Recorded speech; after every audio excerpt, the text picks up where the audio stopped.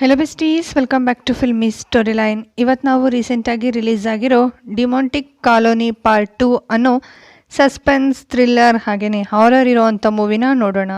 Movie ಅಂತೂ ಸಖತ್ interesting ಆಗಿದೆ. ಮೂವಿ ಎಕ್ಸ್ಪ್ಲನೇಷನ್ ಕಡೆಗೆ ಹೋಗೋಕ್ಕೂ ಮುಂಚೆ ಯಾರಾದರೂ ಹೊಸದಾಗಿ ಚಾನೆಲ್ನ ವಿಸಿಟ್ ಮಾಡಿದರೆ ಸಬ್ಸ್ಕ್ರೈಬ್ ಮಾಡಿಕೊಂಡು ಸಪೋರ್ಟ್ ಮಾಡಿ. ಈ ವಿಡಿಯೋ ಇಷ್ಟ ಆಗುತ್ತೆ ಅಂತ ಅಂದ್ಕೊಳ್ತೀನಿ. ಸೊ ಲೈಕ್ ಮಾಡೋದನ್ನ ಮರಿಬೇಡಿ. ವಿಡಿಯೋ ಹೇಗೆ ಬಂದಿದೆ ಅನ್ನೋದನ್ನ ಕಮೆಂಟ್ ಮಾಡಿ ತಿಳಿಸಿ. ಇನ್ಯಾಕೆ ತಡ, ಬನ್ನಿ ವಿಡಿಯೋ ಸ್ಟಾರ್ಟ್ ಮಾಡೋಣ. Let's begin the video. ಡಿಮಾಂಟಿಕ್ colony horror movie part first June 6, 2015 release ಆಗಿತ್ತು. ಹಾಗೆಯೇ ಇದು ತುಂಬಾ ಸೌಂಡ್ ಮಾಡಿತ್ತು. ಸೊ ಈ ಕಥೆನಲ್ಲಿ ಬರುವಂಥ 4 ಜನ ಫ್ರೆಂಡ್ಸು, ಶ್ರೀನು, ರಾಘವ, ವಿಮಲ್ ಹಾಗೆ ಶಾಜಿತ್. ಇವ್ರು 4 ಜನರು ಕೂಡ ಒಂದು ದಿವಸ ಜೂನ್ 6ಕ್ಕೆ ಡಿಮಾಂಟಿಕ್ ಕಾಲೋನಿಗೆ ಹೋಗ್ತಾರೆ. ಹಾಗೆಯೇ ರಾಘವ ಅಲ್ಲಿಂದ ಡಿಮಾಂಟಿ ಅವ್ರ ವೈಫಿಗೆ ಕೊಟ್ಟಿರೋಂಥ ಚೈನನ್ನು ತಗೊಂಡು ಬರ್ತಾರೆ. ಅವತ್ತಿನ ದಿವಸ ರಾತ್ರಿನೇ ಇವ್ರು 4 ಜನರು ಕೂಡ ಸ್ಯೂಸೈಡ್ ಮಾಡಿಕೊಂಡು ಸತ್ತೋಗ್ತಾರೆ. ಹಾಗೆ ಪಾರ್ಟ್ 2 ಬಗ್ಗೆ ಹೇಳಬೇಕು ಅಂತಂದರೆ ಇದು ನಡೆಯುವಂಥದ್ದು 2009, 2015. ಫಸ್ಟ್ ಪಾರ್ಟ್ ಟೈಮ್ ಲೈನಲ್ಲೇ ನಡೀತಾ ಇರುತ್ತೆ. ಅದ್ರ ಜೊತೆಗೆ 2021 ಕೂಡ ನಡೆಯುತ್ತೆ. ಸ್ವಲ್ಪ ನೆನ್ಪಿಟ್ಕೊಳ್ಳಿ, ಇದು ಸ್ಟೋರಿ ನಡೆಯುವಂಥ ಟೈಮ್ ಲೈನ್ ಆಗಿರುತ್ತೆ. ಈ ಮೂವಿ ಸ್ಟಾರ್ಟ್ ಆಗೋದು 2009 ಜೂನ್ 6ಕ್ಕೆ. ಅಪಾರ್ಟ್ಮೆಂಟಲ್ಲಿದ್ದಂಥ ಕೆಲವು ಜನಗಳು ಫುಟ್ಬಾಲ್ ಆಡೋವಾಗ ಅದನ್ನು ವಿಡಿಯೋ ರೆಕಾರ್ಡ್ ಕೂಡ ಮಾಡ್ತಾ ಇರ್ತಾರೆ. ಅದೇ ಅಪಾರ್ಟ್ಮೆಂಟ್ನ 15th ಫ್ಲೋರ್ನಲ್ಲಿದ್ದಂಥ ಸ್ಯಾಮ್ ಅನ್ನೋರು ಹ್ಯಾಂಗ್ ಮಾಡಿಕೊಂಡು ಸ್ಯೂಸೈಡ್ ಮಾಡಿಕೊಂಡ್ರೆ ಮಿಕ್ಕಿದಂಥ ಅವರಿಬ್ಬರು ಫ್ರೆಂಡ್ಸು ಬಿಲ್ಡಿಂಗ್ ಮೇಲಿಂದ ಕೆಳಗೆ ಬಿದ್ದು ಸತ್ತೋಗ್ತಾರೆ. ಇದಾಗ 6 ವರ್ಷ ಆಗುತ್ತೆ. ಡೆಬಿ ಸ್ಯಾಮ್ನ ಹೆಂಡತಿ. ಸ್ಯಾಮ್ ಸತ್ತೋಗಿ 6 ವರ್ಷ ಆಗಿದ್ರು ಯಾಕೆ ಸತ್ತೋದ ಅನ್ನೋ ಪ್ರಶ್ನೆ ಮಾತ್ರ ಡೆಬಿಗೆ ಇನ್ನೂ ಕಾಡ್ತಾ ಇರುತ್ತೆ. ಈ ವಿಷಯ ತಿಳ್ಕೊಳ್ಳೋಕ್ಕೋಸ್ಕರ ಡೆಬಿ ಈಗಲೂ ಕೂಡ ಟ್ರೈ ಮಾಡ್ತಾ ಇರ್ತಾರೆ.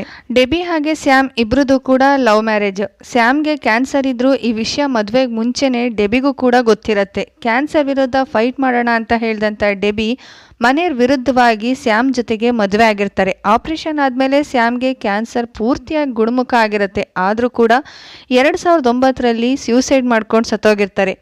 ಕ್ಯಾನ್ಸರ್ ಪೇಷಂಟ್ಗೆ ಟ್ರೀಟ್ಮೆಂಟ್ ಆದಮೇಲೆ ಮಕ್ಕಳು ಆಗೋದಿಲ್ಲ. ಅದಕ್ಕೋಸ್ಕರ ಡೆಬಿ ಟ್ರೀಟ್ಮೆಂಟ್ಗೂ ಮುಂಚೆನೇ ಡಾಕ್ಟ್ರ್ ಹತ್ರ ಹೇಳಿ ಸ್ಯಾಮ್ ಸ್ಪರ್ಮ್ ಸ್ಯಾಂಪಲ್ಸ್ನ ಕಲೆಕ್ಟ್ ಮಾಡ್ಲಿಕ್ಕೆ ಹೇಳಿರ್ತಾಳೆ.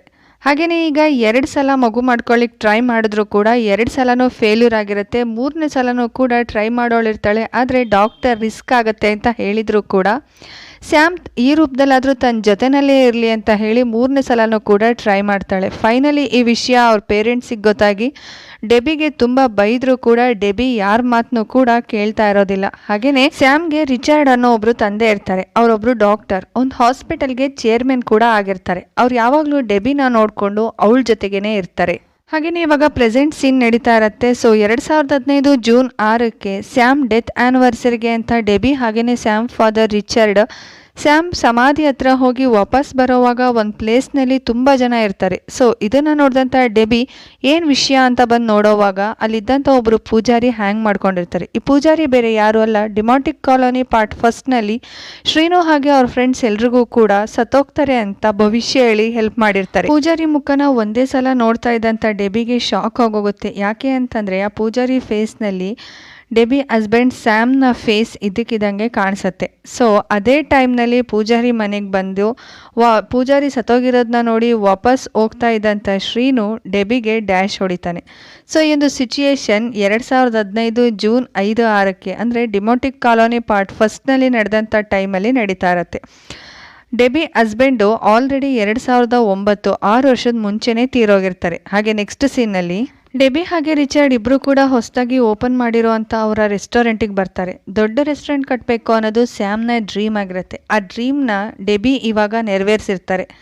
ರೆಸ್ಟೋರೆಂಟ್ಗೆ ಬಂದಂಥ ಎಲ್ಲರೂ ಕೂಡ ಸ್ಯಾಮ್ಗೋಸ್ಕರ 2 ಮಿನಿಟ್ಸ್ ಮೌನಾಚರಣೆ ಮಾಡೋವಾಗ ಫಸ್ಟ್ ಫ್ಲೋರ್ನಲ್ಲಿದ್ದಂಥ ಅಷ್ಟು ಸ್ಪೂನ್ಸ್ಗಳು ಕೂಡ ಕೆಳಗಡೆ ಬೀಳುತ್ತೆ. ಇದನ್ನು ನೋಡ್ತಾ ಇದ್ದಂಥ ಡೆಬಿಗೆ ಸ್ಯಾಮ್ ಹೇಳ್ದಂಥ ಮಾತು ನೆನಪಿಗೆ ಬರುತ್ತೆ. ಸ್ಯಾಮ್ಗೆ ಕ್ಯಾನ್ಸರ್ ಟ್ರೀಟ್ಮೆಂಟ್ ಟೈಮ್ನಲ್ಲಿ ಯಾವಾಗಲೂ ಡೆಬಿನ್ ಕರಿಬೇಕು ಅಂದ್ಕೊಂಡಾಗಲೆಲ್ಲ ಸ್ಪೂನ್ಸ್ನ ಕೆಳಗೆ ಬೀಳಿಸ್ತೀನಿ ಅಂತ ಹೇಳಿರ್ತಾರೆ.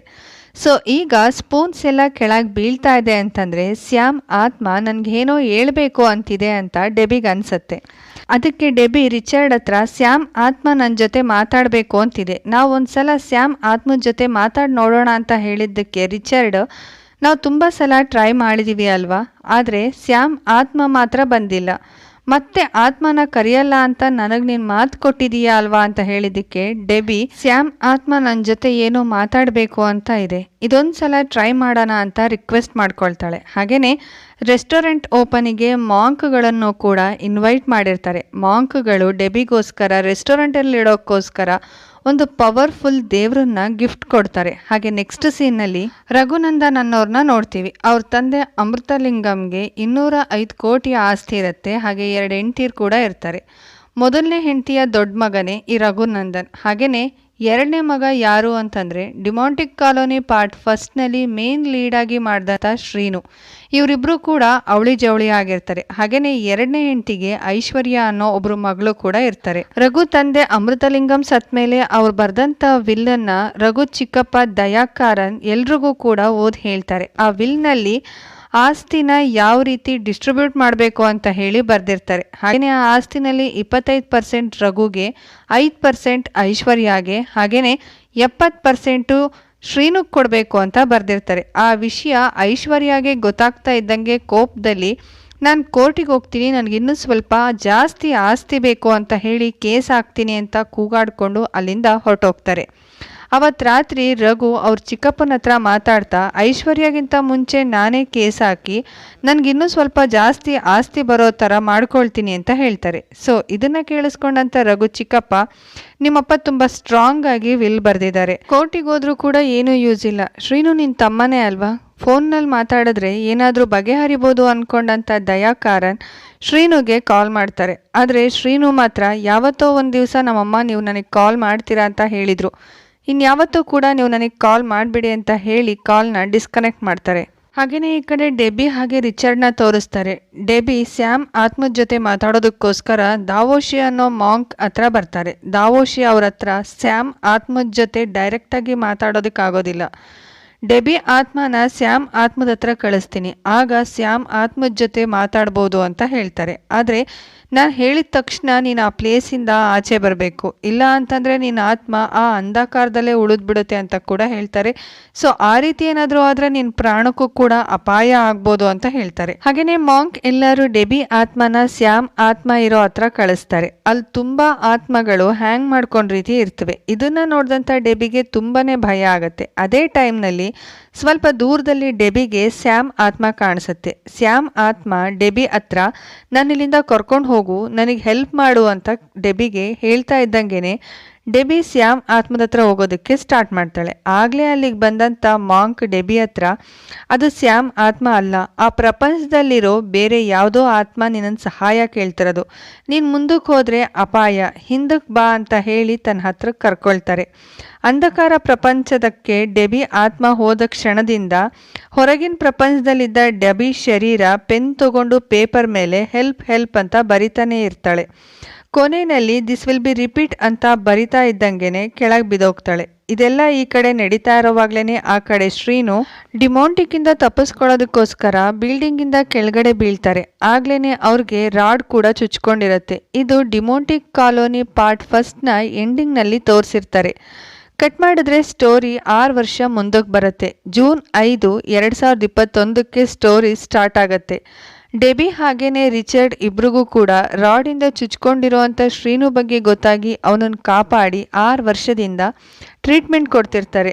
6 ವರ್ಷದಿಂದ ಶ್ರೀನು ವೆಂಟಿಲೇಟರಿಂದನೇ ಸಾವು ಬದುಕಿನ ಮಧ್ಯೆ ಹೋರಾಡ್ತಾ ಇರ್ತಾನೆ. ಹಾಗೆ ಈ ಕಡೆ ರಘು ಕೋರ್ಟ್ನಲ್ಲಿ ಕೇಸ್ ಹಾಕಿರ್ತಾರೆ. 6 ವರ್ಷದಿಂದ ನನ್ನ ತಮ್ಮ ಶ್ರೀನು ವೆಂಟಿಲೇಟರ್ ಮೇಲೇ ಸಾವು ಬದುಕಿನ ಮಧ್ಯೆ ಹೋರಾಡ್ತಾ ಕಷ್ಟಪಡ್ತಾ ಇದ್ದಾನೆ, ಅವನನ್ನು ಆ ರೀತಿ ನೋಡೋಕ್ಕಾಗ್ತಾ ಇಲ್ಲ, ಅವ್ನು ಹೇಗಿದ್ರೂ ಬದುಕೋದಿಲ್ಲ ಅಂತ ಡಾಕ್ಟರ್ಸ್ ಎಲ್ಲರೂ ಕೂಡ ರಿಪೋರ್ಟ್ ಕೊಟ್ಟಿದ್ದಾರೆ. ಸೊ ಅವನನ್ನು ಗೌರವವಾಗಿ ಸತ್ತೋಗೋ ರೀತಿ ಮಾಡಿ ಅಂತ ರಿಕ್ವೆಸ್ಟ್ ಮಾಡಿಕೊಂಡು ವೆಂಟಿಲೇಟರಿಂದ ಶ್ರೀನುನ ತೆಗಿಲಿಕ್ಕೆ ಕೋರ್ಟಿಂದ ಪರ್ಮಿಷನ್ ತಗೊಳ್ತಾರೆ. ಶ್ರೀನು ಸತ್ತೋದ್ರೆ ಅವನ 70% ಆಸ್ತಿ ಕೂಡ ರಘುಗೆ ಬರುತ್ತೆ ಅನ್ನೋದು ರಘುದು ಪ್ಲಾನ್ ಆಗಿರುತ್ತೆ. ಕೋರ್ಟಿಂದ ರಘುಗೆ ಪರ್ಮಿಷನ್ ಕೊಟ್ಟಿದ್ದನ್ನ ಐಶ್ವರ್ಯ ಆಗ್ಲೇನೆ ಡೆಬ್ಬಿಗೆ ಫೋನ್ ಮಾಡಿ ಹೇಳ್ತಾರೆ. ಹಾಗೇನೆ ರಘು ಹಾಗೆ ದಯಾಕಾರನ್ ಇಬ್ರು ಕೂಡ ಶ್ರೀನುನ ವೆಂಟಿಲೇಟರ್ ಇಂದ ತೆಗ್ಸೋದಕ್ಕೋಸ್ಕರ ಹಾಸ್ಪಿಟಲ್ಗೆ ಬರ್ತಾರೆ. ಆಗ್ಲೇನೆ ಅಲ್ಲಿದ್ದಂಥ ರಿಚರ್ಡ್ ಬಂದವ್ರನ್ನೆಲ್ಲರೂ ಕೂಡ ತಡಿತಾ ಇರ್ತಾರೆ. ಆದ್ರೆ ರಘು ಹಾಗೆ ದಯಾಕಾರನ್ ನಮ್ಮ ಹತ್ರ ಕೋರ್ಟ್ ಆರ್ಡರ್ಸ್ ಇದೆ, ಶ್ರೀನುನ ನಮ್ಗೆ ಒಪ್ಸಿ ಅಂತ ಜೋರಾಗಿ ಕಿರ್ಚಾಡ್ತಾ ಜಗಳ ಮಾಡ್ತಾ ಇರ್ತಾರೆ. ಆಗ್ಲೇ ಅಲ್ಲಿಗೆ ಬಂದಂಥ ಡೆಬ್ಬಿ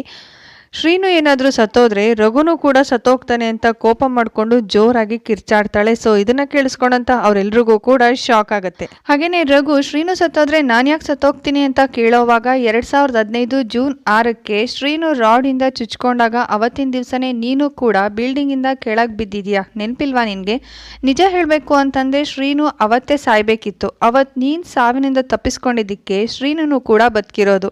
ಶ್ರೀನುಗೆ ಏನೇ ಆದರೂ ಕೂಡ ರಘುಗೂ ಆಗತ್ತೆ ಅಂತ ಡೆಬಿ ಹೇಳ್ತಾಳೆ. ಇದನ್ನ ಕೇಳಿಸ್ಕೊಂಡಂತ ಅವ್ರೆಲ್ರಿಗೂ ಕೂಡ ಶಾಕ್ ಆಗತ್ತೆ. ಹಾಗೇನೆ ಡೆಬಿ ರಘುನ ಕರ್ಕೊಂಡು ದಾವೋಶಿ ಹತ್ರ ಬಂದು ಆ ಮಾಂಕ್ ರಘು ಹತ್ರ ನೀವಿಬ್ರು ಅವಳಿ ಜವಳಿಗಳು, ಒಟ್ಟಿಗೆ ಹುಟ್ಟಿರೋದು, ಅದೇ ತರ ನಿಮ್ಮಿಬ್ರು ಸಾವು ಕೂಡ ಒಂದೇ ಸಲ ನಡೆಯುತ್ತೆ ಅಂತ ಹೇಳ್ತಾರೆ. ಹಾಗೇನೆ ರಿಚರ್ಡ್ ರಘು ಹಾಗೆ ದಯಾಕಾರನ್ ಹತ್ರ ನನ್ನ ಮಗ ಅನುಮಾನಾಸ್ಪದವಾಗಿ 2009 ಸತ್ತೋದ, ಯಾವುದೇ ಕ್ಲೂ ಸಿಗದೆ ಇದ್ದಾಗ ಪೊಲೀಸ್ನವರು ಕೂಡ ಅದನ್ನು ಸ್ಯೂಸೈಡ್ ಅಂತ ಹೇಳಿ ಸುಮ್ಮನಾದ್ರು. ಆದರೆ ಅವನ ಸಾವನಲ್ಲಿ ಏನೋ ಮಿಸ್ಟ್ರಿ ಇದೆ ಅಂತ ನನಗೆ ಅನಿಸ್ತಾ ಇತ್ತು. 2015 ಜೂನ್ 6 ದಿವಸ ಸ್ಯಾಮ್ ಡೆತ್ ಆ್ಯನಿವರ್ಸರಿ ದಿನ ಅವನ ಆತ್ಮದ ಜೊತೆ ಮಾತಾಡಲಿಕ್ಕೆ ಡೆಬಿಡ್ ಹಾಗೆ ನಾನು ಟ್ರೈ ಮಾಡ್ತಾ ಇದ್ವಿ. ಆದರೆ ಅವತ್ತು ಸ್ಯಾಮ್ ಆತ್ಮ ಕಾಣಿಸ್ದೆ ರಘು ಹಾಗೇನೆ ಶ್ರೀನು ಆತ್ಮ ಮಾತಾಡ್ತು. ಅಂದರೆ ನಾವಿಬ್ಬರು ಹೋಗಿದ್ದು ಸ್ಯಾಮ್ ಆತ್ಮದ ಜೊತೆ ಮಾತಾಡಲಿಕ್ಕೆ. ಆದರೆ ರಘು ಹಾಗೆ ಶ್ರೀನು ಆತ್ಮ ಯಾಕೆ ಮಾತಾಡ್ತು, ಅವ್ರಿಗೆ ನಮ್ಮಿಂದ ಯಾವುದಾದ್ರೂ ಹೆಲ್ಪ್ ಬೇಕೇನೋ ಅಂತ ಅನಿಸಿ ಮೊದಲು ಶ್ರೀನು ಹತ್ರ ಅವನನ್ನು ಹುಡ್ಕೊಂಡು ಹೋದ್ವಿ. ಅವತ್ತಿನ ದಿವಸನೇ ನಾವು ಹೋಗೋ ಅಷ್ಟರಲ್ಲಿ ಶ್ರೀನು ರಾಡಿಂದ ಚುಚ್ಕೊಂಡು ಸಾವು ಬದುಕಿನ ಮಧ್ಯೆ ಹೋರಾಡ್ತಾ ಇದ್ದ.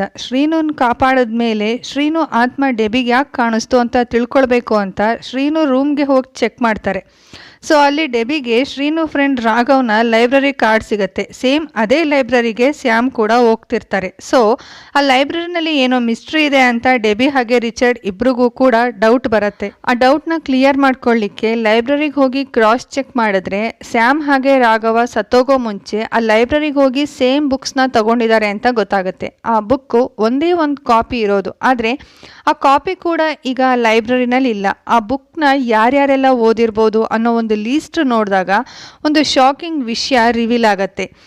ಏನು ಅಂತಂದರೆ ಪ್ರತಿ 6 ವರ್ಷಕ್ಕೆ ಒಂದ್ಸಲ ಆ ಬುಕ್ಸ್ನ ಲೈಬ್ರರಿಯಿಂದ ಆಚೆಗೆ ತೊಗೊಂಡು ಹೋಗ್ತಾರೆ. ತೊಗೊಂಡು ಹೋಗಿರೋ ಯಾರೂ ಕೂಡ ಆ ಬುಕ್ಸ್ನ ವಾಪಸ್ ತೊಗೊಂಡು ಬಂದಿಲ್ಲ. ಆ ಲೈಬ್ರರಿಯನ್ನೇ ಆ ಬುಕ್ಸ್ನ ತಿರ್ಗಾ ವಾಪಸ್ ತಂದಿರ್ತಾರೆ. ಲಾಸ್ಟಿಗೆ ಆ ಬುಕ್ಸ್ನ ತೊಗೊಂಡು ಹೋಗಿರೋದು ರಾಘವ ಸತ್ತೋದ್ ನೆಕ್ಸ್ಟ್ ಡೇನೆ ಯಾರೋ ಆ ಬುಕ್ಸ್ನ ಕಳ್ತನ ಮಾಡಿದ್ದಾರೆ ಅಂತ ಪೊಲೀಸ್ ಮುಖಾಂತರ ಡೆಬಿಗೆ ಗೊತ್ತಾಗುತ್ತೆ. ಆ ಬುಕ್ಸ್ನ ತೊಗೊಂಡು ಹೋಗಿರೋ ಅಂಥ ವ್ಯಕ್ತಿಗಳ ಬಗ್ಗೆ ವಿಚಾರಿಸಿದಾಗ ಎಲ್ಲರೂ ಕೂಡ ಮಿಸ್ಟೀರಿಯಸ್ ಆಗಿ ಸತ್ತೋಗಿದ್ದಾರೆ. ಈ ಕೇಸ್ನ ಪೊಲೀಸ್ನವರು ಕೂಡ ಸಾಲ್ವ್ ಮಾಡ್ಲಿಕ್ಕಾಗದೆ ಅವರೆಲ್ಲರದು ಕೂಡ ಸ್ಯೂಸೈಡ್ ಅಂತ ಕೇಸ್ನ ಕ್ಲೋಸ್ ಮಾಡಿದ್ದಾರೆ. ಇನ್ನೊಂದು ಶಾಕಿಂಗ್ ವಿಷಯ ಏನು ಅಂತಂದರೆ ಎಲ್ಲರೂ ಕೂಡ ಪ್ರತಿ 6 ವರ್ಷಕ್ಕೆ ಒಂದ್ಸಲ ಆ ಬುಕ್ನ ತೊಗೊಂಡು ಹೋಗಿ ಜೂನ್ 6ಕ್ಕೆ ಸತ್ತೋಗಿದ್ದಾರೆ. ಆ ಬುಕ್ಕಿಗೂ ಜೂನ್ 6ಕ್ಕೂ ಹಾಗೆಯೇ ಅವರೆಲ್ಲರೂ ಕೂಡ ಸತ್ತೋಗಿರೋದಕ್ಕೂ ನಿಜವಾದ ಕಾರಣ ಏನು ಅಂತ ರಿಚರ್ಡ್ ಹಾಗೆ ಡೆಬಿಗೆ ಗೊತ್ತಾಗದೆ ಇನ್ನೂ ಜಾಸ್ತಿ ಎನ್ಕ್ವೈರಿ ಮಾಡಿದಾಗ ಆ ಎನ್ಕ್ವೈರಿನಲ್ಲಿ ರಾಘವ ಬರೆದಿರೋ ಅಂಥ ಡಿಮೋಂಟಿಕ್ ಕಾಲೋನಿ ಸ್ಕ್ರಿಪ್ಟ್ ಬುಕ್ಕು ಡೆಬಿಗೆ ಕಾಣಿಸುತ್ತೆ. ಆ ಸ್ಕ್ರಿಪ್ಟ್ ಬುಕ್ನಲ್ಲಿ ಪ್ರತಿ 6 ವರ್ಷ ಜೂನ್ 6ಕ್ಕೆ ಡೆಮೋಂಟಿಕ್ ಮನೆಗೆ ಯಾರೋ ಒಬ್ಬರು ಹೋಗ್ತಾರೆ. ಆವಾಗ ಅವರಿಗೆ ಅಲ್ಲಿ ಒಂದು ಚೈನ್ ಕಾಣಿಸುತ್ತೆ. ಆ ಚೈನಿಂದ ಒಂದು ಕೆಟ್ಟ ಅತಿ ಶಕ್ತಿಯುತವಾದ ಇವಿಲ್ ಎಂಟಿಟಿ ಆಚೆ ಬಂದು ಅಲ್ಲಿರೋರನ್ನ ಸಾಯಿಸಿ ಸತ್ತಿರೋರ ಆತ್ಮಗಳನ್ನು ಇನ್ನೊಂದು ಜನ್ಮ ತಗೊಳ್ದೇ ಇರೋ ರೀತಿ ಡಿಮೋಂಟಿಕ್ ಇರೋಂಥ ಆತ್ಮಗಳ ಲೋಕಕ್ಕೆ ತಗೊಂಡು ಹೋಗುತ್ತೆ. ಹಾಗೆಯೇ ಆತ್ಮಗಳಿಗೆ ನರಕಯಾತನೆ ಅನುಭವಿಸೋ ರೀತಿ ಮಾಡುತ್ತೆ. ಪ್ರತಿ 6 ವರ್ಷಕ್ಕೊಂದ್ಸಲ ಇದು ಸೈಕಲ್ ರೀತಿ ನಡೀತಾ ಇದೆ. ಇದು ಯಾವಾಗಲಾದರೂ ಒಂದ್ಸಲನಾದರೂ ಬ್ರೇಕ್ ಆದರೆ ಅದರ ನೆಕ್ಸ್ಟಿಂದ ಸಾವು ಕೂಡ ನಿಂತೋಗುತ್ತೆ. ಇದೆಲ್ಲದನ್ನು ಕೂಡ ಇವಾಗ ರಿಚರ್ಡ್ ರಘು ಹಾಗೆ ದಯಾಕಾರನ್ ಹತ್ರ ಹೇಳ್ತಾರೆ. ನಾಳೆನೇ ಜೂನ್ 6 ಯಾರೋ ಒಬ್ಬರು ಆ ಬುಕ್ಸ್ನ ಓದಿ ಡಿಮೋಂಟಿಕ್ ಹೌಸ್ಗೆ ಹೋಗ್ತಾರೆ. ಅವರನ್ನು ಹಾಗೆಯೇ ಶ್ರೀನುನ ಡಿಮೋಂಟಿಕ್ಕಿಗೆ ಬಲಿ ತಗೊಳ್ಳೋದನ್ನು ತಪ್ಪಿಸಿದ್ರೆ ಆ ಸಾವುಗಳು ಕೂಡ ಇಲ್ಲಿಗೆ ನಿಲ್ಲುತ್ತವೆ. ನನ್ನ ಮಗನ ಆತ್ಮನೂ ಕೂಡ ಡಿಮೋಂಟಿಕ್ನಲ್ಲಿ ನರಕಯಾತನೆ ಅನುಭವಿಸೋದನ್ನು ನಿಲ್ಲುತ್ತೆ. ಸೊ ಅದಕ್ಕೋಸ್ಕರನೇ ಅವನ ಆತ್ಮಕ್ಕೆ ಶಾಂತಿ ಸಿಗಲಿ ಅಂತ ನಾವು ಇದನ್ನೆಲ್ಲ ಮಾಡ್ತಾ ಇರೋದು. ದಯವಿಟ್ಟು ನಾವೆಲ್ಲರೂ ನಾಳೆ ಯಾರು ಕೂಡ ಸಾಯದೇ ಇರೋ ಹಾಗೆ ನೋಡ್ಕೊಳ್ಳೋಣ ಅಂತ ಹೇಳ್ತಾರೆ. ಹಾಗೆ ನೆಕ್ಸ್ಟ್ ಸೀನ್ನಲ್ಲಿ ಶ್ರೀನುನ ಸೀಕ್ರೆಟ್ ಆಗಿ ಇಟ್ಟಿರೋ ಅಂಥ ಪ್ಲೇಸ್ಗೆ ಹೋಗ್ತಾರೆ. ಹಾಗೆಯೇ ಶ್ರೀನು ಹತ್ರ ಪೂಜಾ ಕಾರ್ಯಕ್ರಮ ಮಾಡೋದಕ್ಕೋಸ್ಕರ ದಾವೋಶಿ ಆ ಕಡೆ 3 ಜನ ಮಾಂಕ್ಗಳನ್ನ ಇಟ್ಟಿರ್ತಾರೆ. ಹಾಗೆಯೇ ಶ್ರೀನುಗೆ ಯಾವುದಾದ್ರೂ ಮೆಡಿಕಲ್ ಸಪೋರ್ಟ್ ಬೇಕಾಗತ್ತೆ ಅಂತ ರಿಚರ್ಡ್ ಅಲ್ಲೇ ಉಳ್ಕೊಳ್ತಾರೆ. ರಘು, ಡೆಬಿ ಹಾಗೆ ದಯಾಕಾರನ್, ದಾವೋಶಿ ಮಾತ್ರ ಡಿಮೋಂಟಿಕ್ ಕಾಲೋನಿ ಹತ್ರ ಯಾರು ಸಾಯದೇ ಇರೋ ಹಾಗೆ ನೋಡ್ಕೊಳ್ಬೇಕು ಅಂತ ಡಿಮೋಂಟಿಕ್ ಕಾಲೋನಿ ಹತ್ರ ಹೋಗ್ತಾರೆ. ಅಲ್ಲಿ ಬಂದಿರೋ ಇವರೆಲ್ರಿಗೂ ಕೂಡ ಡಿಮೋಂಟಿಕ್ ಹೌಸ್ನಲ್ಲಿ ಹೆಣ್ಮಕ್ಳು ಜೋರಾಗಿ ಕೂಗಾಡ್ತಾ ಇರೋವಂಥ ಸೌಂಡ್ ಕೇಳಿಸುತ್ತೆ. ಆಗ್ಲೇ ರಾಘು ಹಾಗೆ ದಯಾಕಾರನ್ ಹಾಗೆ ಸ್ವಲ್ಪ ಜನ ಪೊಲೀಸ್ನವರು ಒಳಗಡೆ ಹೋಗ್ತಾರೆ. ಒಳಗಡೆ ಹೋದಂಥ ಇವರೆಲ್ರಿಗೂ ಕೂಡ ಶಾಕ್ ಆಗುತ್ತೆ. ಯಾಕೆ ಅಂತಂದರೆ ಅಲ್ಲಿ ಆಲ್ರೆಡಿ 3 ಜನ ಹುಡುಗಿರಿರ್ತಾರೆ. ಅದರಲ್ಲಿ 2 ಭಯದಿಂದ ಮೂರ್ಛೆ ಹೋಗಿರ್ತಾರೆ. ಹಾಗೆಯೇ ಏನಾಗಿದೆಯೋ ಅಂತ ಅಂದ್ಕೊಂಡಂತೆ ಇವರೆಲ್ಲರೂ ಕೂಡ ಅವ್ರು 3 ಜನನೂ ಹೊರಗಡೆ ತರ್ತಾರೆ. ಒಂದು ಹುಡುಗಿ ಮಾತ್ರ ಚೆನ್ನಾಗಿರ್ತಾಳೆ. ಸದ್ಯಕ್ಕೆ ಅವಳ ಹೆಸರನ್ನ ಅಶ್ವಿನಿ ಅಂತ ಹೇಳೋಣ. ಹಾಗೆಯೇ ಡೆಬಿ ಅವ್ರು ಯಾರ ಹತ್ರನಾದರೂ ಡಿಮೋಂಟಿಕ್ ಚೈನ್ ಇರ್ಬೋದಾ ಅಂತ ಹುಡ್ಕಾಡ್ತಾರೆ. ಆದರೆ ಯಾರ ಹತ್ರನೂ ಕೂಡ ಆ ಚೈನ್ ಇರೋದಿಲ್ಲ. ಮೂರ್ಛೆ ಹೋದಂಥ ಹೆಣ್ಮಕ್ಳ ಪರಿಸ್ಥಿತಿ ತುಂಬಾ ಸೀರಿಯಸ್ ಆಗಿದ್ದರಿಂದ ದಯಾಕಾರನ್ ಆಗ್ಲೇ ಆ ಹುಡುಗಿನ ಆಸ್ಪತ್ರೆಗೆ ಕರ್ಕೊಂಡು ಹೋಗ್ತಾರೆ. ಅವ್ರ ಹಿಂದೆನೇ ಮತ್ತೊಂದು ಕಾರ್ನಲ್ಲಿ ಡೆಬಿ, ದಾವೋಶಿ, ರಘು ಅವರನ್ನ ಫಾಲೋ ಮಾಡೋವಾಗ ಅವ್ರ ಕಾರಿನ ಟೈರ್ ಇದ್ದಕ್ಕಿದ್ದಂಗೆ ಹಾಳಾಗತ್ತೆ. ಒಂದು ಕಡೆ ಹಾಗೆಯೇ ಅದು ಸ್ಟಾಪ್ ಕೂಡ ಆಗುತ್ತೆ. ಡೆಬಿ ಅವಳ ಡ್ರೈವರ್ಗೆ ಹೇಳಿ ಮತ್ತೊಂದು ಕಾರ್ನ ಅಲ್ಲಿಗೆ ತರಿಸ್ಕೊಳ್ತಾರೆ. ಹಾಗೆಯೇ ದಯಾಕರನ್ ಆಗಲೇ ಆ ಹುಡುಗಿರನ್ನ ಹಾಸ್ಪಿಟಲ್ಗೆ ಕರ್ಕೊಂಡು ಹೋಗಿರ್ತಾರಲ್ವ. ಸೊ ಯಾವ ಹಾಸ್ಪಿಟಲ್ಗೆ ಹೋಗಿದ್ದಾರೆ ಅಂತ ತಿಳ್ಕೊಳ್ಳೋದಕ್ಕೋಸ್ಕರ ರಘು ದಯಾಕರನ್ಗೆ ತುಂಬ ಸಲ ಕಾಲ್ ಮಾಡಿದ್ರು ಸ್ವಿಚ್ ಆಫ್ ಅಂತ ಬರ್ತಾ ಇರುತ್ತೆ. ನಿಜ ಹೇಳಬೇಕು ಅಂತಂದರೆ ಆ ಇವಿಲ್ ಎಂಟಿಟಿನೇ ಮೊಬೈಲ್ನ ಸ್ವಿಚ್ ಆಫ್ ಆಗೋ ರೀತಿ ಮಾಡಿರುತ್ತೆ. ಸರಿ, ಅವ್ರು ಎಲ್ಲಿದ್ದಾರೆ ಅಂತ ಗೊತ್ತಾಗೋವರೆಗೂ ನಮ್ಮ ರೆಸ್ಟೋರೆಂಟು ಪಕ್ಕದಲ್ಲೇ ಇರೋದು, ಅಲ್ಲಿ ವೆಯ್ಟ್ ಮಾಡೋಣ ಅಂತ ಹೇಳಿ 3 ಜನನೂ ಕೂಡ ರೆಸ್ಟೋರೆಂಟಿಗೆ ಹೋಗ್ತಾರೆ. ರೆಸ್ಟೋರೆಂಟ್ನಲ್ಲಿ ದಾವೋಶಿಗೆ ಏನು ಸರಿ ಇಲ್ಲ ಅಂತ ಅನ್ಸೋದಕ್ಕೆ ಸ್ಟಾರ್ಟ್ ಆಗುತ್ತೆ. ಆಗ್ಲೇ ಶ್ರೀನು ಹತ್ರ ಇದ್ದಂಥ 3 ಜನ ಮಾಂಕ್ಗಳಿಗೆ ಕಾಲ್ ಮಾಡಿ ಏನೋ ಪ್ರಾಬ್ಲಮ್ ಆಗೋದ್ರಲ್ಲಿದೆ, ನೀವು ಮೊದಲು ಪೂಜೆ ಮಾಡೋದಕ್ಕೆ ಸ್ಟಾರ್ಟ್ ಮಾಡಿ ಅಂತ ಹೇಳ್ತಾರೆ. ಹಾಗೆಯೇ ಏನೇ ಆದರೂ ಸರಿ ಆ ಪವಿತ್ರ ಕತ್ತಿ ಮಾತ್ರ ಕೆಳಗಡೆ ಬೀಳದೆ ಇರೋ ರೀತಿ ಕೈನಲ್ಲೇ ಇಟ್ಕೊಂಡಿರಬೇಕು ಅಂತಲೂ ಕೂಡ ಹೇಳ್ತಾರೆ. ಹಾಗೆ ಈ ಕಡೆ ದಯಾಕರನ್ ಹಾಸ್ಪಿಟಲ್ನಲ್ಲಿರುವಂಥ ಅಶ್ವಿನಿ ಹತ್ರ ಹೋಗಿ ನಿಜ ಹೇಳು ಏನಾಯಿತು, ನೀವು ಹೇಗೆ ಅಲ್ಲಿಗೆ ಹೋದ್ರಿ ಅಂತ ಕೇಳಿದ್ದಕ್ಕೆ ಅಶ್ವಿನಿ ತುಂಬ ಭಯದಿಂದ ಹಾಸ್ಟೆಲ್ನಲ್ಲಿ ಡಿಮೋಟಿಕ್ ಕಾಲೋನಿ ಬುಕ್ ಓದ್ತಾ ಇರೋವಾಗ ಸಡನ್ ಆಗಿ ಏನೋ ಒಂದು ಬೆಳಕು ಬಂತು, ಏನು ಅಂತ ನಾವು ನೋಡೋ ಅಷ್ಟರಲ್ಲಿ ನಾವೆಲ್ಲರೂ ಕೂಡ ಡಿಮೋಟಿಕ್ ಮನೆಯಲ್ಲಿದ್ವಿ ಅಂತ ಹೇಳ್ತಾಳೆ. ಹಾಗೆಯೇ ಆ ಬುಕ್ ಯಾವುದು ಅಂತ ದಯಾಕರನ್ ಕೇಳೋವಾಗ ಆ ಬುಕ್ನ ಹೆಸರು unsung king of a fallen Kingdom.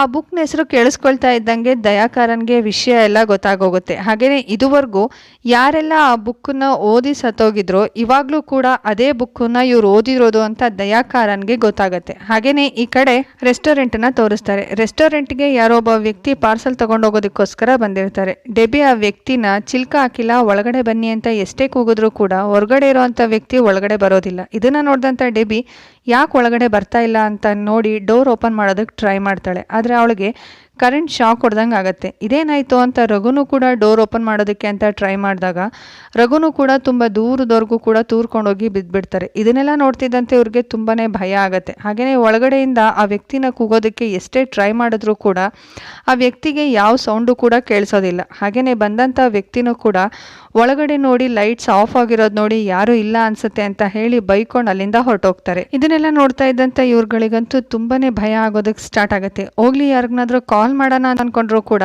ಮೊಬೈಲಲ್ಲಿ ನೆಟ್ವರ್ಕ್ ಕೂಡ ಸಿಗ್ತಾ ಇರೋದಿಲ್ಲ. ಇದನ್ನೆಲ್ಲ ನೋಡ್ತಾ ಇದ್ದಂಥ ಇವ್ರಿಗೆ ಮತ್ತೊಂದು ಶಾಕಿಂಗ್ ವಿಷಯ ಎದುರಾಗುತ್ತೆ. ರೆಸ್ಟೋರೆಂಟಲ್ಲಿ ಇದ್ದಂಥ ಟಿವಿನಲ್ಲಿ ಇವ್ರು 3 ಜನನೂ ಕೂಡ ಒಂದು ಟೇಬಲ್ ಹತ್ರ ಕೂತ್ಕೊಂಡಿರೋ ಥರ ಕಾಣಿಸ್ತಾರೆ. ಇದನ್ನು ನೋಡಿದಂತೆ ಇವ್ರಿಗೆಲ್ರಿಗೂ ಕೂಡ ಭಯ ಜಾಸ್ತಿ ಆಗುತ್ತೆ. ರಘು ಟಿವಿನ ಆಫ್ ಮಾಡೋದಕ್ಕೆ ಟ್ರೈ ಮಾಡಿದ್ರು ಕೂಡ ಟಿವಿ ಆಫ್ ಆಗೋದಿಲ್ಲ. ಅಲ್ಲೇ ಇದ್ದಂಥ ದಾವುಶಿ ಏನು ನಡೆಯುತ್ತೋ ನೋಡೋಣ ಅಂತ ಹೇಳ್ತಾರೆ. ಟಿವಿನಲ್ಲಿ ತುಂಬ ವಿಷಯ ನಡೆಯೋದಕ್ಕೆ ಸ್ಟಾರ್ಟ್ ಆಗುತ್ತೆ. ರಘು ಒಂದು ಆತ್ಮ ಸೇರಿಕೊಂಡು ರೆಸ್ಟೋರೆಂಟಿಗೆ ಬಂದಂಥ ಒಂದು ಚಿಕ್ಕ ಹುಡುಗನ ಮಾಂಕ್ನ ಹಾಗೆ ಡೆಬಿನೂ ಕೂಡ ಸಾಯಿಸೋ ರೀತಿ ಟಿವಿನಲ್ಲಿ ಕಾಣಿಸ್ತಾ ಇರುತ್ತೆ. ಇದನ್ನು ನೋಡಿದಂಥ ಮಾಂಕ್ ಹಾಗೆ ಡೆಬಿಗೆ ತುಂಬಾ ಭಯ ಆಗುತ್ತೆ. ರಘುಗೆ ಮಾತ್ರ ತುಂಬ ಫ್ರಸ್ಟ್ರೇಟ್ ಆಗುತ್ತೆ. ಹಾಗೆಯೇ ಈ ಕಡೆ ದಯಾಕರನ್ ಅಶ್ವಿನಿ ಹತ್ರ ನೀನು ಓದಂಥ ಬುಕ್ಸ್ನ ನನಗೆ ತೋರಿಸ್ತೀಯಾ ಅಂತ ಕೇಳಿ ಎಲ್ಲರೂ ಕೂಡ ಹಾಸ್ಟೆಲ್ ಹತ್ರ ಹೋಗ್ತಾರೆ. ಆದರೆ ಆ ಬುಕ್ಕಲ್ಲಿ ಇರೋದಿಲ್ಲ. ಸೊ CCTV ಚೆಕ್ ಮಾಡಿದ್ರೆ ಇವರೆಲ್ಲರೂ ಹಾಸ್ಟೆಲಿಂದ ಡಿಮೋಟಿಕ್ ಕಾಲೋನಿಗೆ ಹೋಗಿದ್ದಂಥ ಟೈಮ್ನಲ್ಲೇ ಒಬ್ಬ ವ್ಯಕ್ತಿ ಬಂದು ಆ ಬುಕ್ನ ತೊಗೊಂಡೋಗಿದ್ದಾನೆ. ಆದರೆ ಅವನ ಮುಖ CCTV ಕ್ಯಾಮ್ರಾದಲ್ಲಿ ಕ್ಯಾಪ್ಚರ್ ಆಗಿರೋದಿಲ್ಲ. ಅವನು ಆ ಕಾಲೇಜ್ನ ಲೈಬ್ರರಿಯನ್ನೇ ಅವನೇ ಅಶ್ವಿನಿಗೆ ಆ ಬುಕ್ ಕೊಟ್ಟು ಓದಿದ್ರೆ ಡಿಮೋಟಿಕ್ ಹಾರ ಕಾಣಿಸುತ್ತೆ, ಅದರಿಂದ ನಿಮಗೆ ಪವರ್ಸ್ ಬರುತ್ತೆ ಅಂತ ಹೇಳಿರ್ತಾನೆ. ಆಗಲೇ ಅಶ್ವಿನಿ ಹಾಗೆ ಅವ್ರ ಫ್ರೆಂಡ್ಸ್ ಎಲ್ಲರೂ ಕೂಡ ಆ ಬುಕ್ಕನ್ನು ಓದಿ ಆ ಡಿಮೋಟಿಕ್ ಹೌಸ್ ಹತ್ರ ಬಂದಿರ್ತಾರೆ. ಆ ಡಿಮೋಟಿಕ್ ಹೌಸ್ನಲ್ಲೇ ಅಶ್ವಿನಿಗೆ ಆ ಚೈನ್ ಕೂಡ ಸಿಕ್ಕಿರುತ್ತೆ. ಸೊ ಇದನ್ನ ಕೇಳಿಸ್ಕೊಂಡಂತ ದಯಾಕರನ್ ಆ ಚೈನ್ ಇವಾಗ ಎಲ್ಲಿ ಅಂತ ಕೇಳೋವಾಗ ಆ ಚೈನನ್ನು ಡೆಬಿ ಹುಡ್ಕೋದಕ್ಕೆ ಸ್ಟಾರ್ಟ್ ಮಾಡಿದ್ರಿಂದ ಅಶ್ವಿನಿಗೆ ಭಯ ಆಗಿ ಅಲ್ಲೇ ಇದ್ದಂಥ ರಘು ಪಾಕೆಟ್ನಲ್ಲಿ ಹಾಕಿದ್ದೀನಿ ಅಂತ ಹೇಳ್ತಾಳೆ. ಹಾಗೆಯೇ ಈ ಕಡೆ ಮಾಂಕಿಗೆ ರಘು ಪಾಕೆಟ್ನಲ್ಲಿ ಇದ್ದಂಥ ಡಿಮೋಟಿಕ್ ಚೈನ್ ಕಾಣಿಸುತ್ತೆ. ಟಿವಿನಲ್ಲಿ ರಘು ಎಲ್ಲರೂ ಸಾಯಿಸಾದ್ಮೇಲೆ ಗೋಡೆ ಮೇಲೆ ಏನೋ ಬರ್ದಿರ್ತಾನೆ. ಈಗ ಮಾಂಕಿಗೆ ಅದು ನೆನಪಾಗಿ ರಘು ಅಲ್ಲಿ ಏನು ಬರ್ದಿರ್ಬೋದು ಅಂತ ಹೋಗಿ ನೋಡಿದ್ರೆ ನಿಜವಾಗ್ಲೂ ಅಲ್ಲಿ ಏನೋ ಬರ್ದಿರತ್ತೆ. ಅಲ್ಲಿ ಎಲ್ಲ ಕಡೆನೂ ಕೂಡ ಉಲ್ಟಾ ಆಗಿರೋ ಅಂತ ಕ್ರಾಸ್ ಇರುತ್ತೆ. ಇದನ್ನ ನೋಡ್ತಾ ಇದ್ದಂಗೆ ಮಾಂಕಿಗೆ ಅರ್ಥ ಆಗುತ್ತೆ ಇದು 16 ಹಾಗೆ 17ನೇ ಸೆಂಚುರಿನಲ್ಲಿ ಆಂಟಿ ಕ್ರೈಸ್ಟ್ನ ಆರಾಧಿಸೋ ಅಂತ ಒಂದು ಗ್ರೂಪ್ಗೆ ಸಂಬಂಧಿಸಿದಂಥ ಸಿಂಬಲ್ಸ್. ಇವರೆಲ್ಲರೂ ಕೂಡ ಸೈತಾನ್ರಿಗೆ ಮನುಷ್ಯರನ್ನ ಬಲಿ ಕೊಟ್ಟ ಮೇಲೆ ಈ ಸಿಂಬಲ್ಸ್ನ ಗೀಚ್ತಾ ಇರ್ತಾರೆ. ನಿಜ ಹೇಳಬೇಕು ಅಂತಂದರೆ ಆ 3 ಜನ ಹುಡುಗಿರ್ನೂ ಕೂಡ ಡಿಮೋಟಿಕ್ ಕಾಲೋನಿನಲ್ಲಿ ಸೈತಾನ್ಗೆ ಬಲಿ ಕೊಡಬೇಕು ಅಂತ ಇರ್ತಾರೆ. ಆದರೆ ರಘು ಅಲ್ಲಿಗೆ ಹೋಗಿ ಎಲ್ಲರನ್ನೂ ಕೂಡ ಕಾಪಾಡಿರೋದ್ರಿಂದ ಈಗ ಆತ್ಮಗಳ ಗುಂಪೆಲ್ಲರೂ ಕೂಡ ರಘು ಮೇಲೆ ಪ್ರತಿಕಾರ ತೀರಿಸ್ಕೊಳ್ಳೋದಕ್ಕೋಸ್ಕರ ರೆಸ್ಟೋರೆಂಟ್ಗೆ ಬರ್ತಾರೆ. ಇದನ್ನು ನೋಡಿದಂಥ 3 ಜನಕ್ಕೂ ಕೂಡ ಫುಲ್ ಭಯ ಆಗುತ್ತೆ. ಆಗಲೇ ಆ ಮಾಂಕ್ ರಘುನ ಹಾಗೆ ಡೆಬಿನ ರೂಮಿಂದ ಆಚೆ ಕಳಿಸಿ ಏನೇ ಆದರೂ ಕೂಡ ಒಳಗೆ ಬರಬಾರ್ದು ಅಂತ ಹೇಳಿ ಆ ಚೈನ್ನ ಇಟ್ಕೊಂಡು ಅದ್ರ ಮೇಲೆ ಮಂತ್ರ ಹೇಳ್ತಾ ಬ್ಲಡ್ ಬರೋ ರೀತಿ ಮಾಡ್ತಾರೆ. ಚೈನ್ ಮೇಲೆ ಪ್ರತಿ ಸಲನೂ ಕೂಡ ಬ್ಲಡ್ ಬೀಳ್ತಾ ಇದ್ರೆ ಈ ಕಡೆ ರಘುಗೆ ಮೈ ಮೇಲೆ ಸುಡೋ ಥರ ಪೇಯ್ನ್ ಆಗ್ತಾ ಇರತ್ತೆ. ಹಾಗೆಯೇ ಮತ್ತೊಂದು ಕಡೆ ಶ್ರೀನಿ ಹತ್ರ ಇರೋವಂಥ ಮಾಂಕ್ಗಳು ಕೂಡ ಪೂಜೆ ಮಾಡ್ತಾ ಇರ್ತಾರೆ. ಹಾಗೆಯೇ ನಮ್ಗೆ ಇನ್ನೊಂದು ಸಲ ದಾವೋಶಿನ ತೋರಿಸ್ತಾರೆ. ಆಲ್ರೆಡಿ ದಾವೋಶಿ ತುಂಬ ಸ್ಟ್ರಾಂಗ್ ಆಗಿ ಪೂಜೆ ಮಾಡ್ತಾ ಇರ್ತಾರಲ್ವ, ಸೊ ಅಲ್ಲಿಗೆ ಖುದ್ದಾಗಿ ಡಿಮೋಂಟಿನೇ ಬರುತ್ತೆ. ಹಾಗೆಯೇ ಬಂದಂಥ ಡಿಮೋಂಟಿ ದಾವೋಶಿ ಮೇಲೆ ಅಟ್ಯಾಕ್ ಮಾಡ್ತಾರೆ. ಹಾಗೆ ದಾವೋಶಿನ ಅಲ್ಲೇ ಸಾಯಿಸ್ತಾರೆ. ಸತ್ತಂಥ ದಾವೋಶಿ ಡಿಮೋಂಟಿಗೆ ಗುಲಾಮ ಆಗ್ತಾರೆ. ಹಾಗೆಯೇ ಈ ಕಡೆ ಶ್ರೀನಿ ಮೈ ಮೇಲೂ ಕೂಡ ಯಾವುದೋ ಒಂದು ಆತ್ಮ ಬಂದು ಅಲ್ಲಿರುವಂಥ ಮಾಂಕ್ಗಳ ಮೇಲೆಲ್ಲ ಅಟ್ಯಾಕ್ ಮಾಡೋದಕ್ಕೆ ಸ್ಟಾರ್ಟ್ ಮಾಡುತ್ತೆ. ಸೊ ಈಗ ದಾವೋಶಿ ಸತ್ತೋಗಿ ಡಿಮೋಂಟಿಗೆ ಗುಲಾಮ ಆಗಿರೋದ್ರಿಂದ ಡೆಬಿ ಮೇಲೆ ಅಟ್ಯಾಕ್ ಮಾಡಲಿಕ್ಕೆ ಸ್ಟಾರ್ಟ್ ಮಾಡ್ತಾರೆ. ಆಗಲೇ ಅಲ್ಲಿ ಬಂದಂಥ ರಘು ಒಂದು ಕತ್ತಿಯಿಂದ ಚುಚ್ಚಿ ದಾವೋಶಿನ ಸಾಯೋ ರೀತಿ ಮಾಡ್ತಾರೆ. ಹಾಗೆ ದಯಾಕಾರನ್ಗೆ ರಘು ಹತ್ರ ಚೈನ್ ಇದೆ ಅಂತ ಗೊತ್ತಾಗಿ ರಘುಗೇನಾದರೂ ಪ್ರಾಬ್ಲಮ್ ಆಗಿದೆಯಾ ಅಂತ ಅನ್ಸೋದಕ್ಕೆ ಸ್ಟಾರ್ಟ್ ಆಗುತ್ತೆ. ಈ ರೀತಿ ಅನಿಸ್ತಾ ಇದ್ದಂಗೆ ಆಗ್ಲೇ ರಿಚರ್ಡ್ಗೆ ಫೋನ್ ಮಾಡ್ತಾರೆ. ಅವರಿಬ್ರು ಕೂಡ ಎಲ್ಲಿದ್ದಾರೆ ಅಂತ ತಿಳ್ಕೊಳ್ಳೋದಕ್ಕೋಸ್ಕರ. ಆದರೆ ಒಂದು ಇವಿಲ್ ಎಂಟಿಟಿ ರಿಚರ್ಡ್ ಮೇಲೆ ಅಟ್ಯಾಕ್ ಮಾಡಿದ್ದಲ್ದೇ ಆ ಫೋನ್ನಲ್ಲಿ ಅವರಿಬ್ಬರು ಎಲ್ಲಿದ್ದಾರೆ ಅಂತ ನನಗೆ ಗೊತ್ತಿಲ್ಲ ಅಂತ ಹೇಳ್ತಾರೆ. ಆಗಲೇ ದಯಾಕಾರನ್ಗೆ ಅಶ್ವಿನಿ ಕೊಟ್ಟಂಥ ಒಂದು ಐಡಿಯಾಯಿಂದ ಅವರಿಬ್ಬರು ರೆಸ್ಟೋರೆಂಟಲ್ಲಿದ್ದಾರೆ ಅಂತ ಹುಡುಕೊಂಡು ರೆಸ್ಟೋರೆಂಟ್ಗೆ ಬರ್ತಾರೆ. ಆದರೆ ಹೊರಗಡೆಯಿಂದ ಒಳಗಡೆ ನೋಡಿದಂಥ ದಯಾಕಾರನ್ಗೆ ಒಳಗಡೆ ಯಾರಾದರೂ ಇದ್ದಾರೆ ಅಂತ ಅನ್ಸೋದೇ ಇಲ್ಲ. ಆದರೆ ಒಳಗಡೆ ಇದ್ದಂಥ ರಘು ಹಾಗೇನೆ ಡೆಬಿ ಇಬ್ಬರು ಕೂಡ ದಯಾಕಾರನನ್ನ ಕೂಗೋದಕ್ಕೆ ತುಂಬಾನೇ ಟ್ರೈ ಮಾಡ್ತಾರೆ. ಆದರೆ ಅವರಿಬ್ಬರು ಕೈಲೂ ಕೂಡ ದಯಾಕಾರನನ್ನ ಕೂಗೋದಕ್ಕೆ ಆಗೋದೇ ಇಲ್ಲ. ಆಗ್ಲೇ ರೆಸ್ಟೋರೆಂಟ್ ಒಳಗಡೆ ತುಂಬಾನೇ ಬಾವಲಿಗಳು ಬರೋದಕ್ಕೆ ಸ್ಟಾರ್ಟ್ ಆಗುತ್ತೆ. ಹಾಗೇನೆ ಇವರಿಬ್ರು ಕೂಡ ನೋಡ್ತಾ ಇದ್ದಂಗೆನೆ ಇದ್ದಂಥ ಬಾವಲಿಗಳು ಲಕ್ಷಾಂತರ ಬಾವಲಿಗಳಾಗೋದಕ್ಕೆ ಸ್ಟಾರ್ಟ್ ಆಗುತ್ತೆ. ಅದೇ ಟೈಮ್ಗೆ ಡೆಬಿ ಕರೆಕ್ಟಾಗಿ ರೆಸ್ಟೋರೆಂಟನ್ನು ಮಧ್ಯಭಾಗದಕ್ಕೆ ಬಂದಿದ್ದರಿಂದ ಒಂದು ಬಾವಲಿಗಳು ಕೂಡ ಡೆಬಿನ ಏನೂ ಮಾಡೋದಿಲ್ಲ. ಯಾಕೆ ಅಂತಂದರೆ ರೆಸ್ಟೋರೆಂಟ್ ಓಪನ್ ಆದಂಥ ಟೈಮಲ್ಲಿ ದಾವೋಶಿ ಡೆಬಿಗೆ ಒಂದು ಪವರ್ಫುಲ್ ಆದಂಥ ದೇವ್ರನ್ನ ಕೊಟ್ಟು ಇದನ್ನು ಮಧ್ಯಭಾಗದಲ್ಲಿ ಹೂತಿಡೋದಕ್ಕೆ ಹೇಳಿರ್ತಾರೆ. ಸೊ ಅದರ ಒಂದು ಪಾಸಿಟಿವ್ ಎನರ್ಜಿಯಿಂದ ಯಾವ ಬಾವಲಿಗಳು ಕೂಡ ಒಳಗಡೆ ಬಂದು ಅಟ್ಯಾಕ್ ಮಾಡೋದಿಲ್ಲ. ಆಗ್ಲೇ ಒಳಗಡೆ ಬಂದಂಥ ರಘು ಹಾಗೆ ಡೆಬಿ ಇಬ್ಬರು ಕೂಡ ರೆಸ್ಟೋರೆಂಟ್ ಟಾಪ್ ಫ್ಲೋರಿಂದ ಆ ಚೇರ್ನ ಜೋಡಿಸ್ಕೊಂಡು ತಪ್ಪಿಸ್ಕೊಂಡು ಹೋಗೋಣ ಅಂತ ಜೋಡಿಸ್ತಾ ಇರೋವಾಗಲೇ ಡೆಬಿ ಕಣ್ಣಿಗೆ ಸ್ಯಾಮ್ ಕಾಣಿಸ್ಕೊಂಡು ಡೆಬಿ ನೀನು ಇವಾಗ ಪ್ರೆಗ್ನೆಂಟ್ ಆಗಿದೆಯಾ ಅನ್ನೋ ವಿಷಯ ತಿಳಿಸ್ತಾರೆ. ಹಾಗೆಯೇ ನೀನು ನನ್ನ ಹತ್ರ ಬಾ, ನನ್ನ ಕಾಪಾಡು ಅಂತ ಕೇಳ್ತಾರೆ. ಡೆಬಿ ಅವನನ್ನು ಕಾಪಾಡೋಕ್ಕೋಸ್ಕರ ಸ್ಯಾಮ್ ಹತ್ರ ಹೋಗ್ಲಿಕ್ಕೆ ನೋಡ್ತಾ ಇರೋವಾಗಲೇ ಅದನ್ನು ತಡೆದಂಥ ರಘು ನಿನ್ನ ಹಸ್ಬೆಂಡ್ ಸತ್ತೋಗಿ ತುಂಬ ವರ್ಷಗಳೇ ಆಗಿದೆ, ನೀನು ಸ್ವಲ್ಪ ಕಾನ್ಷಿಯಸ್ ಆಗಿರೋ ಅಂತ ಹೇಳ್ತಾರೆ. ಹಾಗೆಯೇ ರಘುಗನ್ಸುತ್ತೆ ಹೇಗಾದರೂ ಸರಿ ಡಿಮೋಟಿಕ್ ಚೈನನ್ನು ಈ ಸೆಂಟರ್ಗೆ ತೊಗೊಂಡು ಬಂದು ಅದನ್ನೇನಾದ್ರು ನಾಶ ಮಾಡಿದ್ರೆ ಆ ಆತ್ಮದಿಂದ ತಪ್ಪಿಸ್ಕೊಳ್ಬೋದು ಅಂತ. ಹಾಗೆಯೇ ಈ ವಿಷಯನ ಡೆಬಿ ಹತ್ರ ಹೇಳ್ತಾ ಇದ್ದಂಗೆ ಡೆಬಿ ಇದು ತುಂಬ ರಿಸ್ಕ್ ಆದಂಥ ಕೆಲಸ, ನೀನು ಸತ್ತೋಗ್ಲೂಬಹುದು ಅಂತ ಹೇಳ್ತಾರೆ. ಆದರೆ ರಘು ಮಾತ್ರ ನೀನು ಇವಾಗ ಪ್ರೆಗ್ನೆಂಟು, ನೀನಾದರೂ ಸೇಫ್ ಆಗಿರು ಅಂತ ಹೇಳಿ ಆ ಸೆಂಟರ್ ಸ್ಪಾಟಿಗೆ ಚೈನ್ ತರಕ್ಕೆ ಅಂತ ಹೋಗ್ತಾನೆ. ಆದರೆ ಅಲ್ಲಿದ್ದಂಥ ಯಾವ ಬಾವಲಿಗಳು ಕೂಡ ರಘುಗೆ ಅಟ್ಯಾಕ್ ಮಾಡೋದಿಲ್ಲ. ಇನ್ನೇನು ರಘು ಆ ಚೈನ್ ತಗೊಳ್ಬೇಕು ಅಂತ ನೋಡ್ತಾ ಇರೋವಾಗ್ಲೇ ಡಿಮಾಂಟಿಕ್ ಅಲ್ಲಿ ಪ್ರತ್ಯಕ್ಷ ಆಗುತ್ತೆ. ಇದನ್ನ ನೋಡಿದಂಥ ರಘುಗಂತೂ ಫುಲ್ ಭಯ ಆಗುತ್ತೆ. ಆಗಲೇ ರಘು ತುಂಬ ಕಷ್ಟಪಟ್ಟು ಅಲ್ಲೇ ಇದ್ದಂಥ ಒಂದು ಮೊಬೈಲ್ನ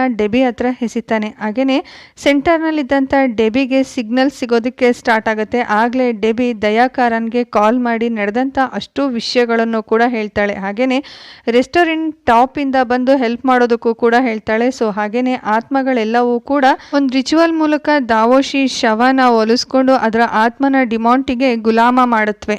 ಅದೇ ಥರ ರಘುನೂ ಕೂಡ ಸಾಯಿಸಿ ರಘು ಆತ್ಮನೂ ಕೂಡ ಇನ್ನೇನು ಗುಲಾಮ ಮಾಡಲಿಕ್ಕೆ ಅಂತ ನೋಡ್ತಾ ಇರೋವಾಗ್ಲೇ ಅಲ್ಲಿಗೆ ಒಂದು ಕಿಂಗ್ ಆತ್ಮ ಬರುತ್ತೆ. ಸೊ ಅದನ್ನು ನೋಡ್ತಾ ಇದ್ದಂಗೆ ಡಿಮಾಂಟಿನೂ ಸೇರಿಸಿ ಎಲ್ಲರೂ ಕೂಡ ಅದಕ್ಕೆ ಕಾಲ್ ಮುಗಿತಾರೆ. ಅದಾದಮೇಲೆ ಈ ಕಡೆ ಶ್ರೀನುನ ತೋರಿಸ್ತಾರೆ. ಶ್ರೀನು ಹತ್ರನೂ ಕೂಡ ಪೂಜೆ ಮಾಡ್ತಾ ಇದ್ದಂಥ ಮಾಂಕ್ಗಳ ಮೇಲೆ ಶ್ರೀನುನು ಕೂಡ ಅಟ್ಯಾಕ್ ಮಾಡೋದಕ್ಕೆ ಸ್ಟಾರ್ಟ್ ಮಾಡಿ 2 ಮಾಂಕ್ಗಳನ್ನು ಸಾಯಿಸ್ಬಿಡ್ತಾನೆ. ಹಾಗೆಯೇ ಇದ್ದಂಥ ಒಂದು ಚಿಕ್ಕ ಮಾಂಕ್ ಮಾತ್ರ ಪಟ್ಬಿಡದೆ ಆ ಫಾಬ್ನ ಹಾಗೆ ಇಟ್ಕೊಂಡು ಶ್ರೀನು ಬಾಡಿನಲ್ಲಿರುವಂಥ ಆತ್ಮದ ಪವರ್ನ ಕಡಿಮೆ ಮಾಡಿ ಆ ಫಾಬ್ನ ಗಟ್ಟಿಯಾಗಿ ನೆಲಕ್ಕೆ ಚುಸ್ತಾರೆ. ಆ ಮಾಂಕ್ ಆ ರೀತಿ ಮಾಡ್ತಾ ಇದ್ದಂಗೆ ಬಂದಂಥ ಎಲ್ಲ ಆತ್ಮಗಳು ಕೂಡ ಅಲ್ಲಿಂದ ಹೋಗುತ್ತವೆ. ಹಾಗೆಯೇ ಶ್ರೀನು ಬಾಡಿನಲ್ಲಿದ್ದಂಥ ಆತ್ಮನೂ ಕೂಡ ಹೋಗುತ್ತೆ. ಡಿಮಾಂಟಿಗೆ ಸಂಬಂಧಪಟ್ಟಂಥ ಚೈನ್ ಸಮೇತವಾಗಿ ಡಿಮಾಂಟಿ ಕೂಡ ಮಾಯ ಆಗೋಗುತ್ತೆ.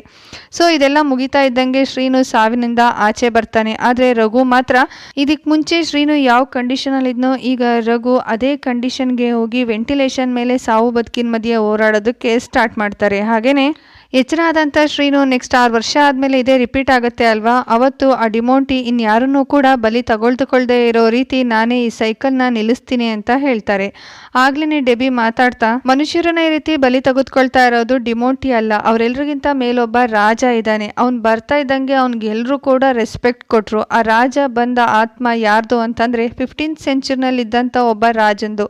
15th ಸೆಂಚುರಿನಲ್ಲಿ ಆ ರಾಜನ ಪೋರ್ಚುಗಲ್ನಲ್ಲಿ ಕಣ್ ಕಿತ್ತಾಕಿ ಅವ್ನ ನಾಲ್ಗೆನ ಕತ್ತರಿಸಿ ಸಾಯಿಸಿದ್ರು. ಅವನ ಆತ್ಮನೇ ಡೆಬಿ ರೆಸ್ಟೋರೆಂಟಿಂದ ತಪ್ಪಿಸ್ಕೊಂಡು ಹೋಗೋವಾಗ ನೋಡಿದ್ದು. ಹಾಗೇನೆ ಅಶ್ವಿನೂ ಕೂಡ ಆ ರಾಜನ ಬಗ್ಗೆ ನಾನು ಆ ಬುಕ್ನಲ್ಲಿ ಓದಿದ್ದೀನಿ ಅಂತ ಹೇಳ್ತಾಳೆ. ಆ ಬುಕ್ನ ತಗೊಂಡೋದಂತ ಲೈಬ್ರರಿಯನ್ಗೂ ರಾಜನ್ಗೂ ಏನು ಸಂಬಂಧ ಇರ್ಬೋದು? ಆ ಲೈಬ್ರರಿಯನ್ ವಂಶದವರು ತುಂಬ ವರ್ಷಗಳಿಂದ ಡಿಮೋಂಟಿನ ಆರಾಧಿಸ್ತಾ ಬರ್ತಾ ಇದ್ದಾರೆ. ಡಿಮೋಂಟಿನ ಸಂತೋಷ ಪಡಿಸ್ಲಿಕ್ಕೋಸ್ಕರ ತಮಗ್ ತಾವೇ ಶಿಕ್ಷೆನೂ ಕೂಡ ಕೊಟ್ಕೊಂಡು ರಕ್ತನ ಅವ್ರಿಗೆ ಅರ್ಪಿಸ್ತಾ ಇದ್ದಾರೆ. ಇದೇ ಲೈಬ್ರರಿಯನ್ನೇ ಪ್ರತಿ 6 ವರ್ಷಕ್ಕೆ ಒಂದ್ಸಲ ಆ ಬುಕ್ನ ಯಾರು ಓದಬೇಕು ಅಂತ ಸೆಲೆಕ್ಟ್ ಮಾಡಿ ಯಾರು ಸಾಯ್ಬೇಕು ಅಂತನೂ ಕೂಡ ಡಿಸೈಡ್ ಮಾಡ್ತಾರೆ. ಸೊ ಈ ಲೈಬ್ರರಿಯನ್ಗೂ ಹಾಗೆ ಡಿಮೋಂಟಿಕ್ಗೂ ಏನು ಸಂಬಂಧ ಇರ್ಬೋದು, ಹಾಗೆ ಆ ಬುಕ್ಕಿಗೂ ಹಾಗೆ ರಾಜನ್ಗೂ ಏನು ಸಂಬಂಧ ಇರ್ಬೋದು? ಇವರೆಲ್ಲರೂ ಯಾಕೆ 6 ವರ್ಷಕ್ಕೆ ಒಂದ್ಸಲ ಜೂನ್ 6ಕ್ಕೆ ಮನುಷ್ಯರನ್ನ ಸಾಯಿಸ್ತಾ ಇದ್ದಾರೆ? ಈ ಎಲ್ಲ ಪ್ರಶ್ನೆಗಳಿಗೂ ಕೂಡ ಡಿಮೋಂಟಿಕ್ ಪಾರ್ಟ್ 3ನಲ್ಲಿ ಉತ್ತರ ಸಿಗ್ಬಹುದು. ಸೊ ಈ ಪಾರ್ಟ್ನಲ್ಲೂ ಕೂಡ ತುಂಬ ಕ್ವೆಶನ್ಸ್ ಉಳಿದಿವೆ. ಸೊ ಆದಷ್ಟು ಬೇಗ ಡಿಮೋಂಟಿಕ್ ಪಾರ್ಟ್ 3 ಬರಲಿ. ಈಗ ಬಂದಂಥ ಅಷ್ಟು ಪ್ರಶ್ನೆಗಳಿಗೂ ಕೂಡ ಆದಷ್ಟು ಬೇಗ ಉತ್ತರ ಸಿಗಲಿ. ಇಲ್ಲಿವರೆಗೂ ಕೂಡ ನಾನು ಎಕ್ಸ್ಪ್ಲನೇಷನ್ ಕೇಳಿಸ್ಕೊಂಡಿದ್ರೆ ಐ ಹೋಪ್ ನಿಮಗೆ ನನ್ನ ಎಕ್ಸ್ಪ್ಲನೇಷನ್ ಇಷ್ಟ ಆಗಿರುತ್ತೆ. ಸೊ ವಿತ್ ಸ್ಮೈಲ್ ಒಂದು ಲೈಕ್ ಮಾಡೋದನ್ನ ಮರಿಬೇಡಿ. ಎಕ್ಸ್ಪ್ಲನೇಷನ್ ಹೇಗೆ ಬಂದಿದೆ ಅನ್ನೋದನ್ನ ಕಮೆಂಟ್ ಮಾಡಿ ತಿಳಿಸಿ. ಹೊಸದಾಗಿ ಚಾನಲ್ನ ವಿಸಿಟ್ ಮಾಡಿದರೆ ಸಬ್ಸ್ಕ್ರೈಬ್ ಮಾಡಿಕೊಂಡು ಫ್ಯಾಮಿಲಿ ಫ್ರೆಂಡ್ಸ್ಗೆಲ್ರಿಗೂ ಕೂಡ ಈ ಒಂದು ವಿಡಿಯೋನ ಶೇರ್ ಮಾಡಿ. ಇಂಥದ್ದೇ ಒಂದು ಥ್ರಿಲ್ಲಿಂಗ್ ಮೂವಿ ಜೊತೆಗೆ ಆದಷ್ಟು ಬೇಗ ನಿಮ್ಮ ಮುಂದೆ ಬರ್ತೀನಿ. Still then take care, love you, thank you for watching, bye.